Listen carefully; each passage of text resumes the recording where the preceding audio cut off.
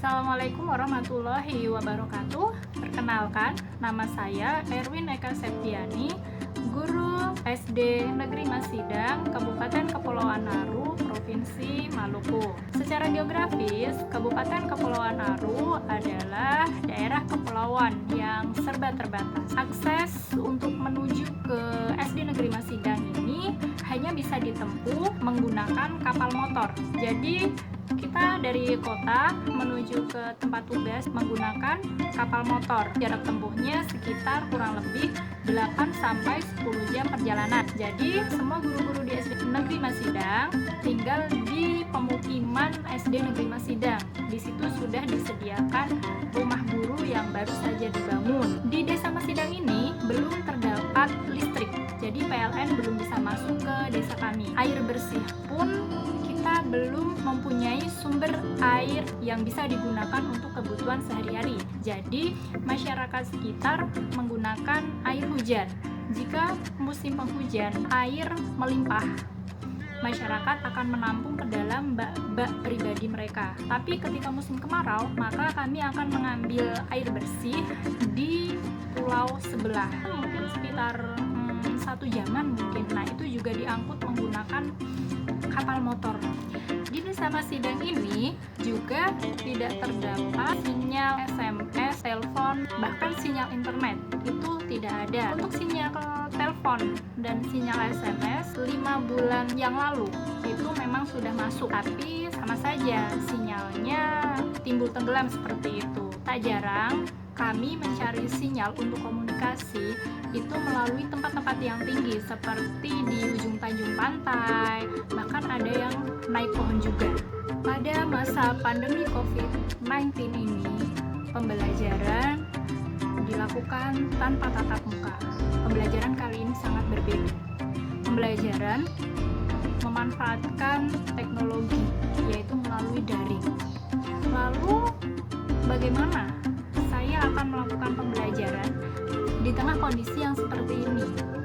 Apakah saya akan menggunakan WhatsApp atau saya akan menggunakan email, YouTube, Zoom, atau pembelajaran yang lain? Lupakan saja dulu ya. Saya tidak bisa memaksakan anak-anak untuk memanfaatkan teknologi secara cepat.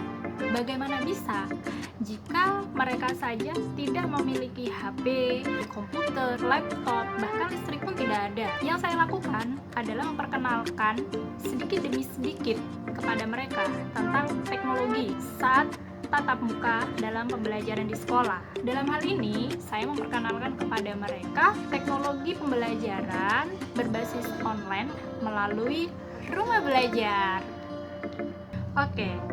Hal pertama yang saya lakukan untuk memulai pembelajaran di tengah pandemi ini, saya mengkomunikasikan kepada siswa dan orang tua siswa tentang alasan kenapa kita semua dianjurkan untuk belajar di rumah. Kemudian saya juga menyampaikan bahwa harus selalu menjaga kebersihan dengan cara mencuci tangan, jaga jarak, dan selalu menggunakan masker. Setelah itu, saya menyampaikan bagaimana tahapan pembelajarannya. Saya mengumpulkan siswa untuk mengambil buku-buku yang ada di sekolah. Nah, dalam hal ini, saya memanfaatkan sumber belajar dari rumah belajar menggunakan BSE. Saya bagi buku itu satu persatu kepada mereka semua, kemudian mereka membawa pulang buku itu. Nah, kemudian saya berikan penugasan terakhir kali pembelajaran ketika tatap muka. Kemudian secara berkala, saya dan guru-guru yang lain memantau perkembangan siswa ketika siswa belajar di rumah. Kemudian, tahap kedua yang saya lakukan adalah saya memberikan penugasan pada siswa-siswa semacam portofolio. Karena di sana itu tidak ada internet, tidak ada listrik, maka saya berinisiatif untuk membuat soal-soal portofolio itu secara tulis tangan. Nah, jadi saya bagikan kepada siswa satu persatu. Nah, di situ ada tugas-tugasnya. Lalu saya umumkan juga batas untuk pengumpulan tugas itu akan dijadikan dasar sebagai penilaian siswa. Kemudian langkah selanjutnya, siswa mengerjakan secara mandiri dan tugas yang berkelompok supaya siswa kerjasama dengan teman temannya.